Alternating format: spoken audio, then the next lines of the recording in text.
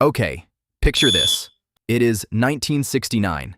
Two countries, right next to each other in Central America, line up for a football match, a World Cup qualifier, totally normal stuff.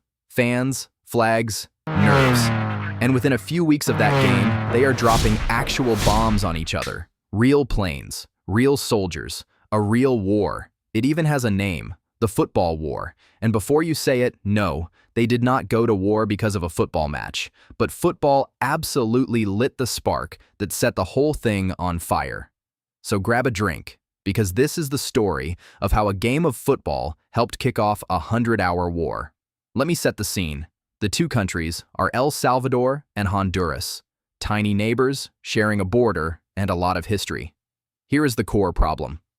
El Salvador is small and absolutely packed with people. Honduras is much bigger, with way more land and far fewer people on it. So for years, hundreds of thousands of Salvadorans had crossed the border into Honduras, looking for somewhere to live and farm. By 1969, there were around 300,000 Salvadorans in Honduras, more than 1 in 10 people in the entire country. Now for a while, that sort of worked. But then Honduras hit hard economic times, and people started looking for someone to blame. And the easy target? The immigrants. So in the late 1960s, Honduras passed a big land reform. On paper, it was about giving land back to native Hondurans. In practice, it meant taking land off Salvadoran families, many of whom had been farming it for years, and pushing them back across the border. Thousands of people, suddenly homeless, pouring back into a country that was already overcrowded. Tensions between the two nations were already red hot. The newspapers on both sides were whipping everyone up. And into this absolute powder keg walks a football tournament, the 1970 World Cup qualifiers. And of course, of all the teams in the region, El Salvador and Honduras get drawn against each other. 2 games. Winner moves on. Given everything happening between these two countries, this was never going to be just a match. First game, June 1969, in the Honduran capital. The night before, Honduran fans surrounded the hotel where the Salvadoran players were staying and kept them awake all night. Honking horns, banging drums, throwing things, setting off firecrackers. Classic stuff. The next day, Honduras won 1-0, and here is where it takes a genuinely tragic turn. A young Salvadoran woman, devastated by the loss, took her own life.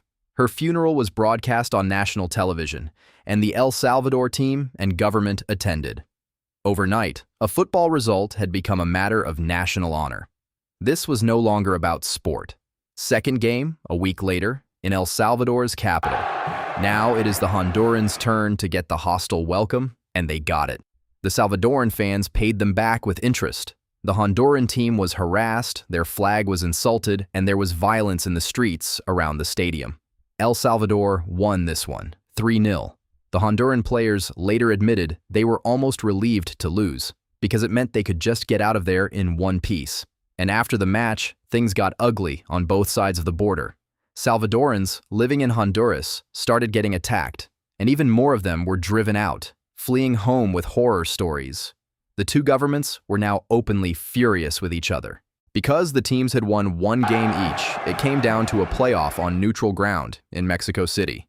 And this one was a thriller. It went to extra time. El Salvador won it 3-2. They were going to the World Cup. But here's the kicker. On the very same day as that deciding match, El Salvador officially cut all diplomatic ties with Honduras. Read that again. They broke off relations with a neighboring country on the same day as a football game. At that point, everyone could see where this was heading. For a few weeks, it was all threats and accusations. And then, on the 14th of July, 1969, El Salvador stopped talking and started shooting. In the early evening, the Salvadoran Air Force launched a surprise attack on Honduras. And I have to tell you about these planes, because this is one of my favorite details in all of history. This was 1969. But the aircraft they used were old World War II leftovers. P-51 Mustangs, Corsairs, proper vintage fighter planes. Some of the bombers were literally civilian passenger planes and crop dusters, with crews shoving bombs out of the doors by hand. This is genuinely the last time in history that these old piston engine fighters fought each other in the sky. A 1940s dogfight, happening in 1969, all kicked off in the shadow of a football match. On the ground, the Salvadoran army poured across the border and pushed into Honduras, taking town after town. They actually had early success and advanced surprisingly fast. But here's the problem with starting a war. El Salvador had one tiny issue: fuel and ammunition. They were a small country. They had not really planned for a long fight, and within days, they were running low on the supplies needed to keep going. The whole offensive started grinding to a halt almost as fast as it had started. Meanwhile, the rest of Central America was watching this and going, "Lads, what are you doing?" The Organization of American States, basically the region's referee, stepped in fast and demanded a ceasefire. And after roughly 100 hours of fighting, about 4 days, it was over. That is why it is also called the 100-Hour War. A 4-day war started in the shadow of a football match. Now, I need to be honest with you here, because it matters. This part is not funny. Even though it only lasted 4 days, the football war was devastating. Somewhere around 3,000 people died, many of them civilians. Hundreds of thousands of Salvadorans were permanently driven out of Honduras and lost everything. Villages were wrecked. The football did not cause that. The football was the spark. The real fuel was years of poverty, overcrowding, land disputes, and politicians on both sides who found it easier to point at the neighbors than fix their own problems. The match just gave all of that a place to explode. And the aftermath, almost nothing got better.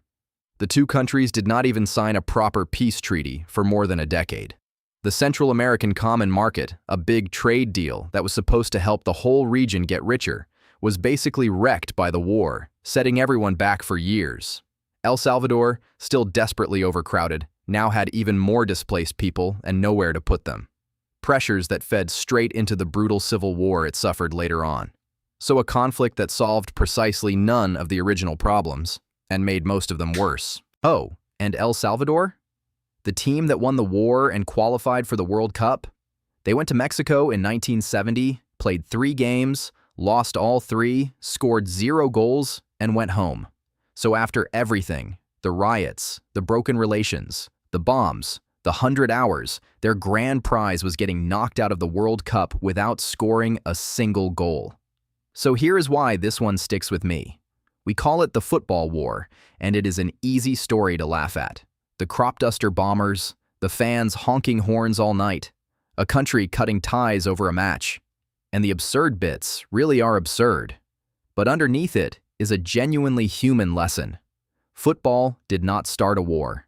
It just became the one place where a whole lot of anger that everyone had been ignoring for years finally boiled over.